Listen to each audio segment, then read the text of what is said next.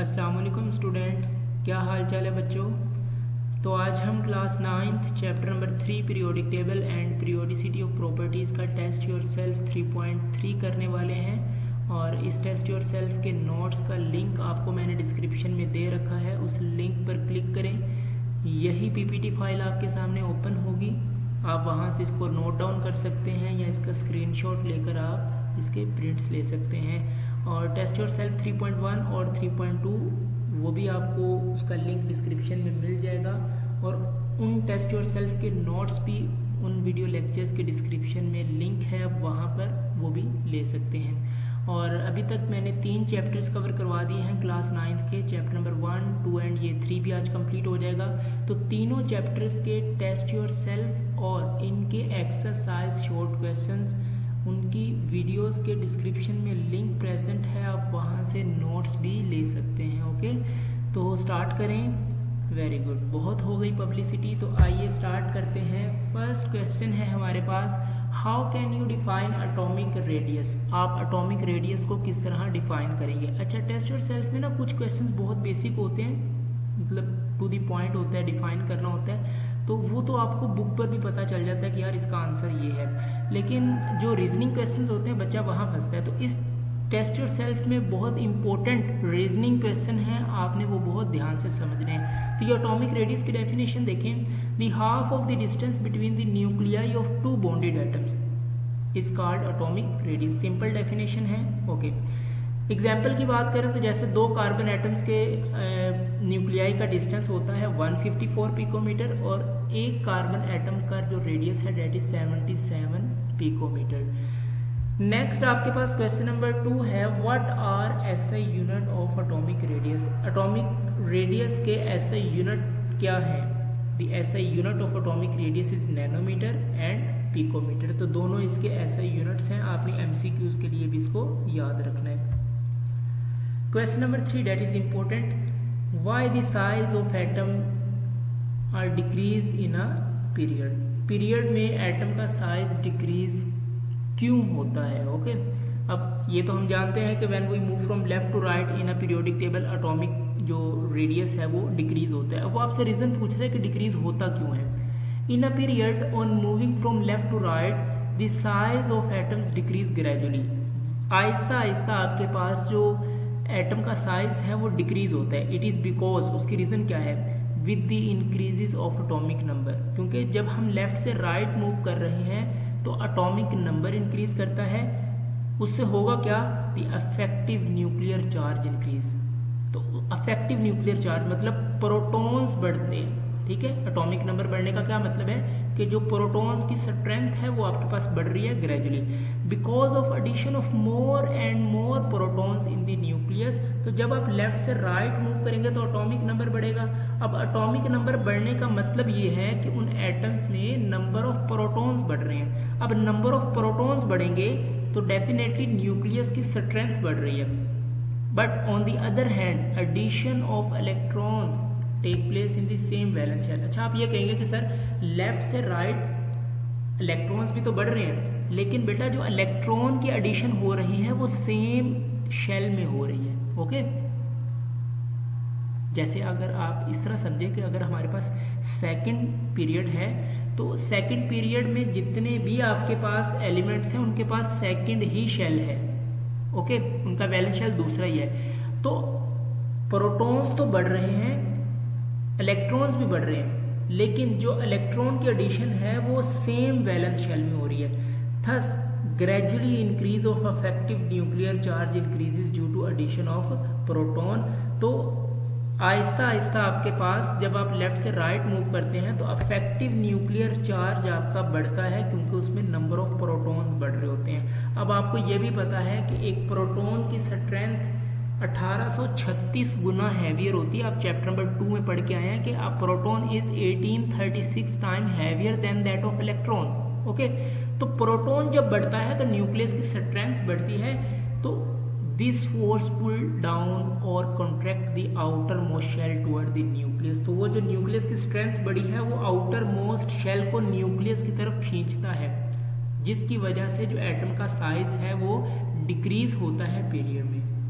Okay, तो आप इसका सिंपल सा आंसर यही देंगे कि जब हम लेफ्ट से राइट मूव करते हैं तो एटॉमिक नंबर बढ़ता है, एटॉमिक नंबर बढ़ने से अफेक्टिव न्यूक्लियर चार्ज बढ़ता है, और अफेक्टिव न्यूक्लियर चार्ज बढ़ने का मतलब है कि नंबर ऑफ प्रोटॉन्स बढ़ रहे हैं। अब नंबर ऑफ प्रोटॉन्स बढ़ने का मतलब यह है कि न्यूक्लियस की स्ट्रेंथ बढ़ रही है, और न्यूक्लियस की जब स्ट्रेंथ बढ़ेगी तो वो आउटर मोस्ट शेल को अपनी तरफ मजबूती से खींचेगा, जिसकी वजह से एटम का साइज डिक्रीज हो जाता है। तो ये आपके पास एक्चुअल रीजन है जिसकी वजह से साइज ऑफ एटम पीरियड में डिक्रीज होता है। नेक्स्ट आपके पास है डिफाइन आयनाइजेशन एनर्जी। आपने इसको डिफाइन करना है।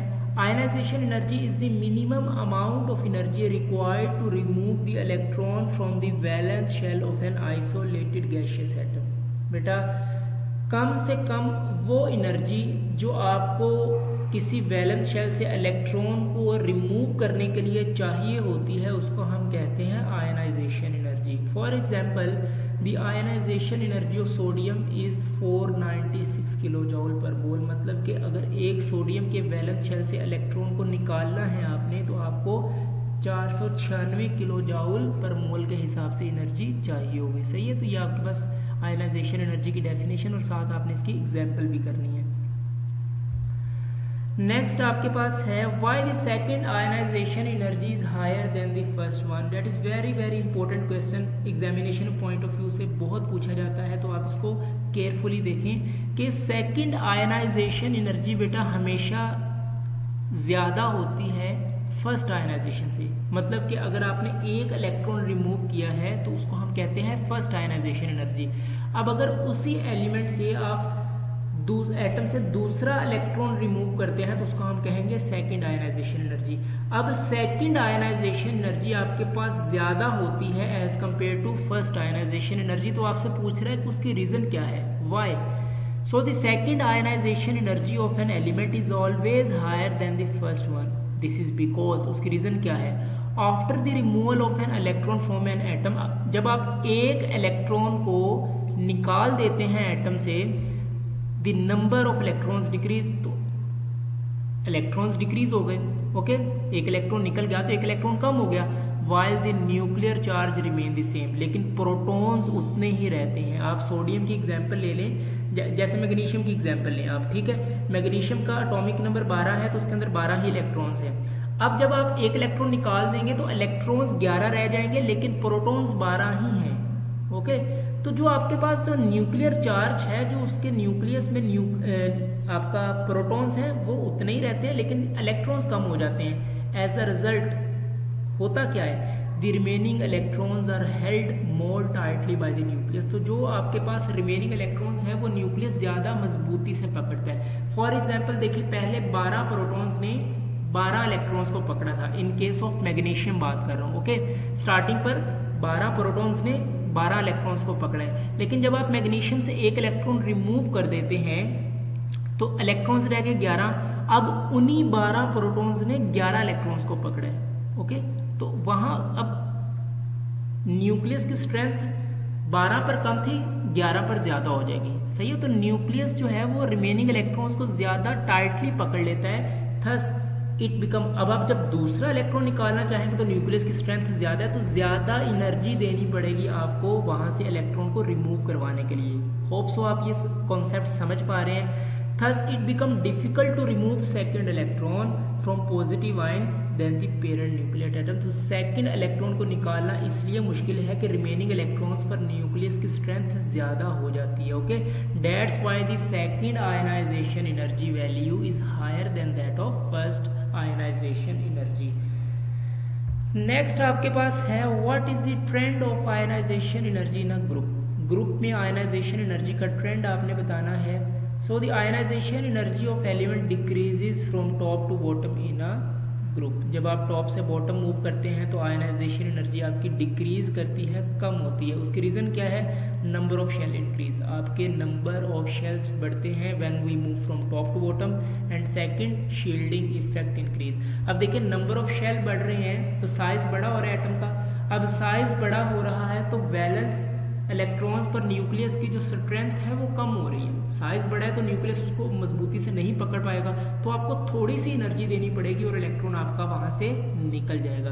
दूसरा, शील्डिंग इफेक्ट इंक्रीज, मतलब कि इनर इलेक्ट्रॉन्स की रिपल्शन ज्यादा है, तो न्यूक्लियस की जो होल्ड है आपका, न्यूक्लियस की जो पकड़ है वैलेंस इलेक्ट्रॉन्स पर वो कम हो जाती है, जिसकी वजह से आपको थोड़ी सी एनर्जी देनी पड़ती है और इलेक्ट्रॉन्स वहां से निकल जाता है। So little energy is required to remove the electron from the valence shell of an element as we move from top to bottom. तो ये आप रीजंस के साथ एक्सप्लेन करेंगे कि क्यों आपके पास आयनाइजेशन एनर्जी ग्रुप में डिक्रीज होती है। Okay, so next question number 7 is why the ionization energy of sodium is less than that of magnesium। ionization energy of sodium is less than that of magnesium, जो sodium की ionization energy है वो कम होती है magnesium से। उसकी reasons क्या है?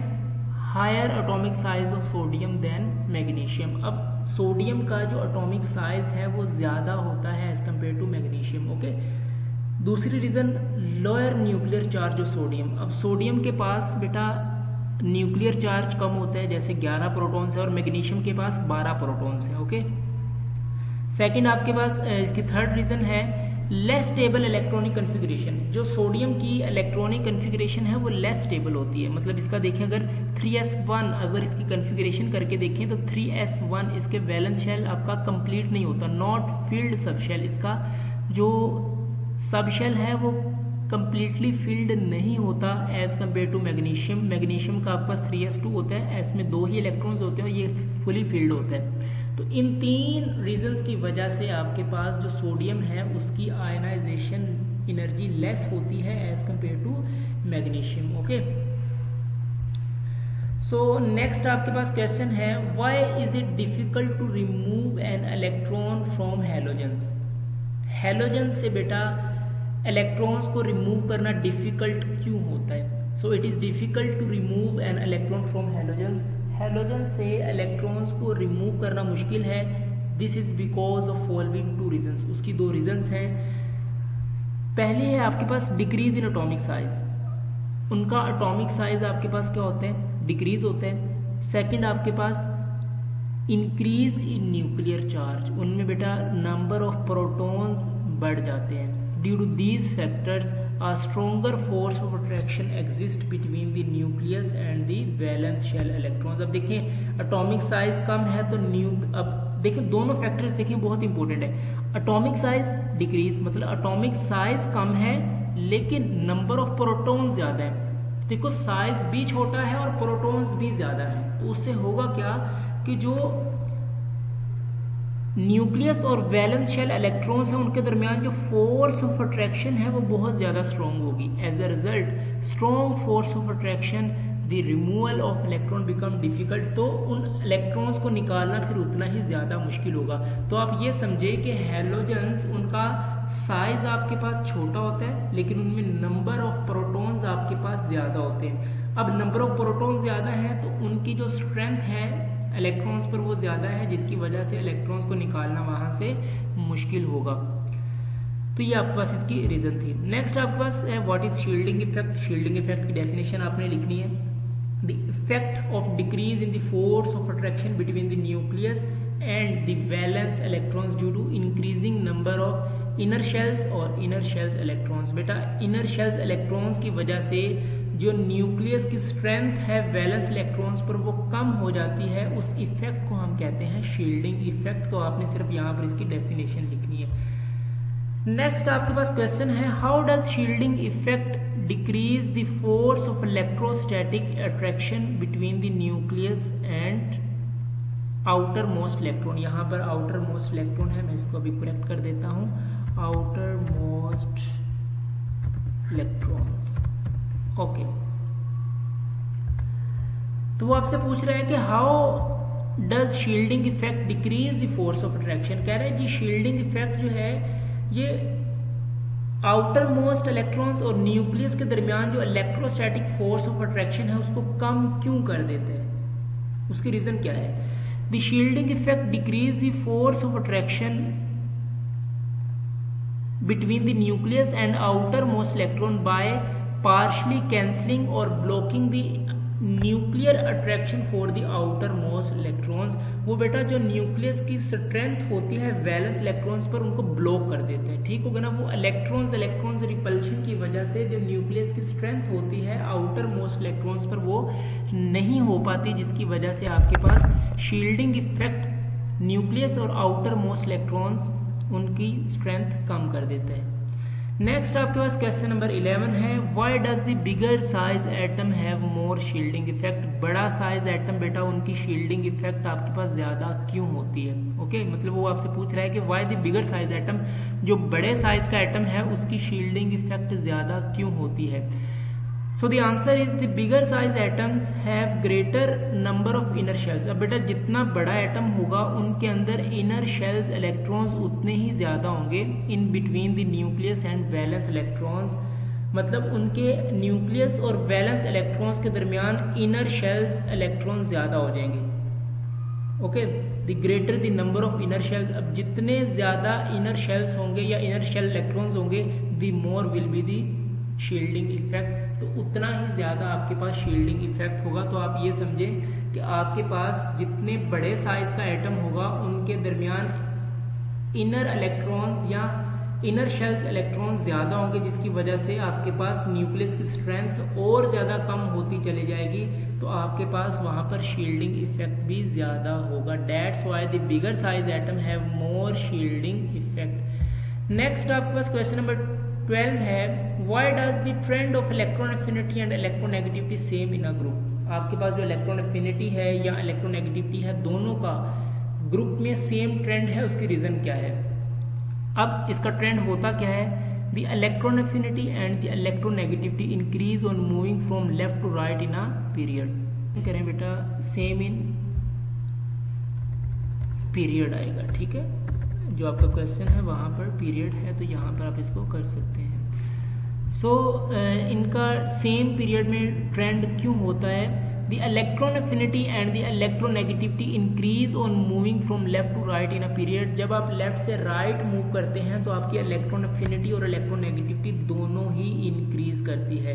दिस इज बिकॉज, उसकी रीजन क्या है, इंक्रीज इन न्यूक्लियर चार्ज। जब आप लेफ्ट से राइट मूव करते हैं तो न्यूक्लियर चार्ज आपका बढ़ता है। दूसरी रीजन क्या है, डिक्रीज इन एटॉमिक साइज, आपका एटॉमिक साइज कम होता है। This increase the force of attraction between the nucleus and the valence electrons. तो होगा क्या कि अगर नंबर ऑफ प्रोटॉन्स बढ़ रहे हैं, न्यूक्लियर चार्ज बढ़ रहा है, तो न्यूक्लियस की जो वैलेंस इलेक्ट्रॉन्स पर जो स्ट्रेंथ है, अट्रैक्शन है, वो ज्यादा हो जाएगी। एज अ रिजल्ट फिर क्या होगा, the atoms has a greater tendency to gain an additional electrons from outside. तो वो आपके पास, उसके पास ज्यादा टेंडेंसी है कि वो इलेक्ट्रॉन्स को गेन करेगा आउटसाइड से। तो उससे होगा क्या कि इलेक्ट्रॉन एफिनिटी क्या होती है, इलेक्ट्रॉन को एडअप करते हुए जितनी एनर्जी रिलीज होगी उसको हम इलेक्ट्रॉन एफिनिटी कहते हैं। ओके तो जो प्रोटॉन ज्यादा हैं तो वो इजीली इलेक्ट्रॉन्स को अपने अंदर एडअप कर लेगा।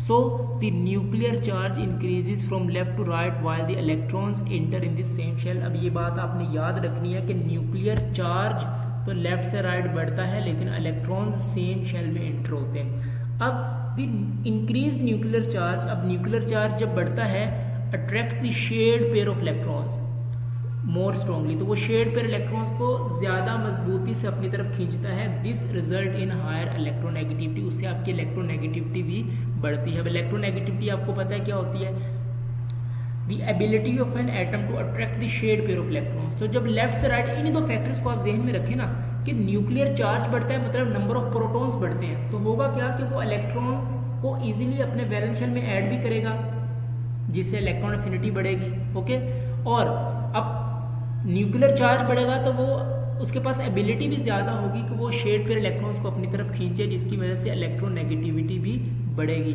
तो इन्हीं दो फैक्टर्स की वजह से आपके पास इलेक्ट्रॉन एफिनिटी और इलेक्ट्रोनेगेटिविटी सेम होती है पीरियड में। Okay so the last question is which element has highest electronegative. Periodic table में बेटा सबसे ज्यादा इलेक्ट्रोनेगेटिविटी किस एलिमेंट की है, so the fluorine has the highest electronegativity. तो फ्लोरीन की सबसे ज्यादा इलेक्ट्रोनेगेटिविटी होती है। डेट इज 4 मैं आपको फिर रिमाइंड करवा देता हूँ कि इस टेस्ट योरसेल्फ के नोट्स आपको लिंक डिस्क्रिप्शन में मिल जाएगा, आप वहाँ से इस नोट्स को ले सकते हैं। So thanks बच्चों for watching this video. Please subscribe to my channel, like this video, share with others and comment please. Okay, Allah Hafiz.